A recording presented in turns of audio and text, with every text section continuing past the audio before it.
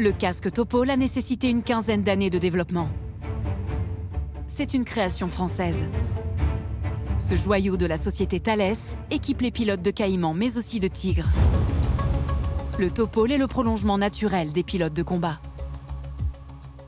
On s'y fait assez vite, j'allais dire, un petit peu comme une voiture où au début, vous devez regarder vos rétroviseurs, le clignotant. Au début, ça paraît pas naturel et au fur et à mesure que l'on pratique, en fait, on a toutes les informations qui tombent directement dans le champ de vision et ça permet justement de garder un haut niveau de sécurité et de concentration sur ce qui se passe à l'extérieur de la machine. Son tarif est à la mesure de la technologie incroyable qu'il recèle, l'équivalent de plusieurs berlines allemandes pour un seul exemplaire. Mais il existe un obstacle où le casque n'est pas encore efficient. Le premier risque, c'est la ligne. Les lignes électriques. C'est l'obstacle qui est le plus difficile à percevoir. Alors je dis ligne électrique, ça peut être des câbles de débardage en montagne, un téléphérique, parce qu'en fait ce genre d'obstacle, gris sur fond vert souvent parce que ce sont sur fond d'arbres, et dans certaines conditions de luminosité, impossible à distinguer. On a des procédures qui permettent de voler bas, mais en volant hors des trajectoires habituelles de ces câbles, qui en fait ont tendance à couper les vallées. Donc on essaie plutôt d'être sur le haut des flancs de pente, là où sont les poteaux.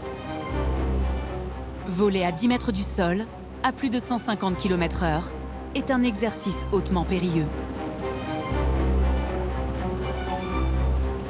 C'est un vol qui, je dirais, est le vol le plus extrême, le type de vol le plus extrême qu'on ait créé dans l'aviation légère de l'armée de terre et qui demande un entraînement qui est extrêmement approfondi également et quotidien. Prendre un câble dans un rotor, c'est l'assurance d'un crash. Alors pour contrer ce risque, le NH90 Caïman est doté de pièces métalliques spécifiques. Ce sont les coupeurs de câbles. Ils sont au-dessus et en dessous du cockpit. Avec la vitesse, ils ont la capacité de couper des câbles de différentes sections.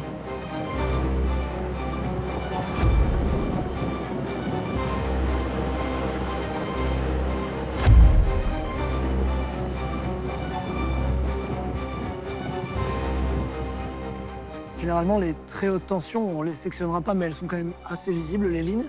Et les petites tensions ou les 3 brins seront sectionnés, mais avec potentiellement des dégâts qui peuvent être faits sur la machine, hein, parce que le câble est sectionné, mais ça peut taper les pales ou des choses comme ça. Une pale de Caïman fait un poids de 125 kg. Mais un câble peut l'endommager sans problème. Il faut donc pouvoir esquiver au dernier moment, s'il le faut, la présence des lignes électriques. Et pour cela, cet hélicoptère dispose d'une première mondiale. Auparavant, dans les générations précédentes, on avait une tringlerie physique, mécanique, entre le manche du cockpit et le rotor qu'on a au-dessus de nos têtes. Il n'y avait aucune interruption mécanique entre ces deux éléments. Donc le pilote était en prise directe, si je puis dire. Cette mécanique que l'on retrouve dans la totalité des appareils des armées du monde entier n'existe pas sur le Caïman. L'appareil est conçu avec des commandes électriques, une première et une révolution dans le monde des hélicoptères de combat.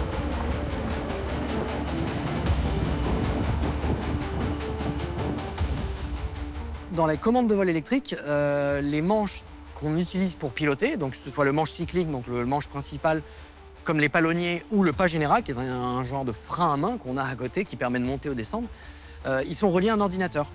Et c'est l'ordinateur qui va analyser ces mouvements pour les retranscrire ensuite sur des vérins hydrauliques pour retransmettre au rotor et contrôler la machine. Et cela change tout. Les commandes deviennent encore plus sensibles et bien plus précises. Et c'est aussi un gain de masse sur des commandes de vol traditionnelles.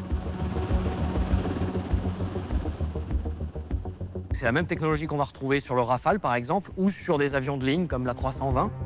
C'est pas anodin, ça permet de gagner, malgré son gabarit, en précision de pilotage, en maniabilité et en réactivité de pilotage. Concrètement, aux commandes, quand je pilote cet hélicoptère, je n'ai pas l'impression d'avoir une machine de 10 tonnes et près de 20 mètres de long. Les commandes d'un hélicoptère, comparées à un avion, sont extrêmement sensibles. Entre pilotes, on a coutume de dire que ça se pilote sur une pièce de 2 euros. Donc vous voyez l'ordre de débattement. Des circuits électriques, c'est aussi une sécurité supplémentaire lors des missions. Le deuxième grand avantage, on va dire, des commandes de vol électriques, c'est la redondance qu'on peut donner au circuit de commande de vol. Pour un aéronef militaire, on n'a pas qu'un seul circuit, on a 4 circuits de câblage qui nous permettent d'aller jusqu'aux commandes de vol. Et pour le champ de bataille, c'est quelque chose qui est intéressant puisqu'effectivement, on n'aura pas de problème de commande de vol électrique dès le premier impact.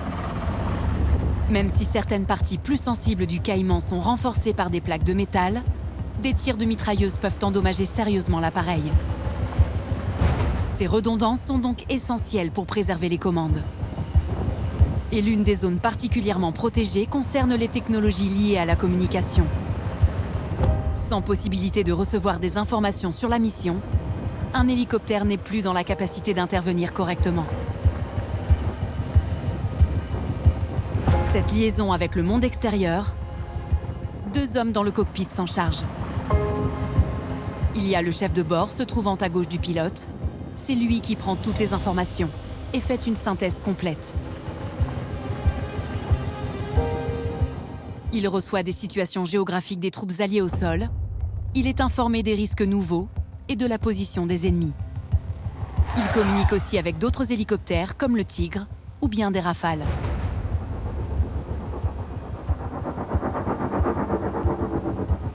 À l'arrière, le 3e homme. Le mec-nav pour mécanicien navigant. C'est lui qui connaît le mieux le NH90 Caïman. Il a une parfaite connaissance de la mécanique et sait anticiper tous les problèmes techniques que peut rencontrer l'équipage dans une mission. Il gère aussi la partie armement qu'il met à disposition du pilote. À l'arrière, le membre opérationnel de soute. Portes grandes ouvertes, le MOS a toujours le regard sur l'extérieur pour guider le pilote sur ce qu'il ne voit pas. Alors le guidage, c'est une partie importante du métier de membre opérationnel de soute parce que comme vous pouvez le voir, c'est une machine qui fait 20 mètres de long pour 17 mètres de diamètre rotor. Et donc devant, ils ont un champ de vision à peu près à 180 degrés. Et tout ce qui se passe derrière, à partir du moment où ils n'ont plus de visuel dessus, ça peut être compliqué. Donc à Caïman, en plus, on a une vue assez limitée du fait qu'on a un gros tableau de bord et des petites fenêtres. Et ben, lui, il peut me permettre de poser dans des endroits où on ne pourrait pas poser en temps normal. En communiquant constamment les uns avec les autres, le quatuor est d'une efficacité redoutable. Et c'est essentiel. La complexité des missions lors de la dépose ou l'attente pour récupérer des commandos à quelques mètres des ennemis lourdement armés est une prise de risque immense.